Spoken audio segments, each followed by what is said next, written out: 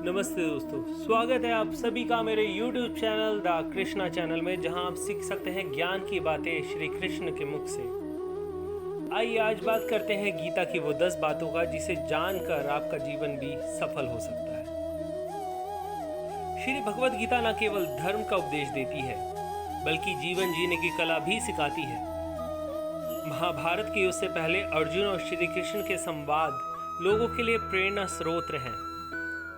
गीता के उपदेशों पर चलकर न केवल हम स्वयं का बल्कि समाज का कल्याण भी कर सकते हैं।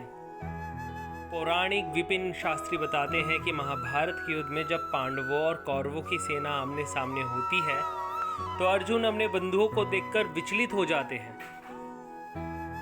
तब उनके सारथी बने श्री कृष्ण उन्हें उपदेश देते हैं।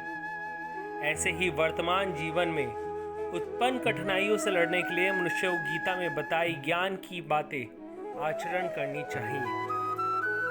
इससे वह उन्नति की ओर अग्रसर होगा। पहली बात, क्रोध पर नियंत्रण।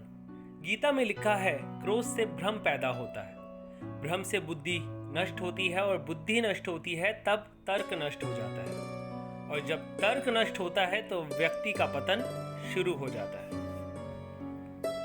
दूसरी बात, नजरिए से बदलाव। जो ज्ञानी व्यक्ति ज्ञान और कर्म को एक रूप में देखता है उसी का नजरिया सही है। इससे वो इच्छित फल की प्राप्ति कर सकता है। तीसरी बात, मन पर नियंत्रण आवश्यक। मन को काबू में करना बेहद आवश्यक है। जो व्यक्ति मन को काबू में नहीं कर पाते उनका मन उनके लिए शत्रु का कार्य करता है। चौथी बात, आत्ममंथन करना चाहिए। व्यक्ति को आत्ममंथन करना चाहिए। आत्मज्ञान की तलवार से व्यक्ति अपने अंदर के ज्ञान को काट सकता है, जिससे उत्कर्ष की ओर प्राप्त होता है। पांचवी बात, सोच से निर्माण। मनुष्य जिस तरह की सोच रखता है वैसे ही वो आचरण करता है। उसके अंदर के विश्वास को जगाकर मनुष्य सोच में परिवर्तन ला सकता है जो उसके लिए कल्याणकारी होगा। छठी बात, कर्म का फल। गीता में भगवान कहते हैं, मनुष्य जैसे कर्म करता है उसे उसके अनुरूप ही फल की प्राप्ति होती है। इसलिए सत्कर्मों को महत्व देना ही चाहिए। सातवीं बात, मन को ऐसे करें नियंत्रित। मन चंचल होता है, वो इधर उधर भटकता ही रहता है, इसलिए अशांत मन को अभ्यास से वश में किया जा सकता है।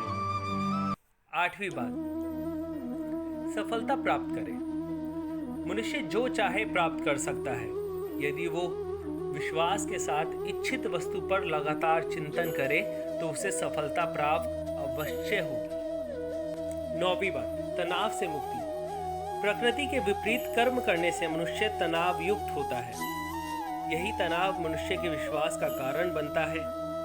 केवल धर्म और कर्म मार्ग पर ही तनाव से मुक्ति मिल सकती है।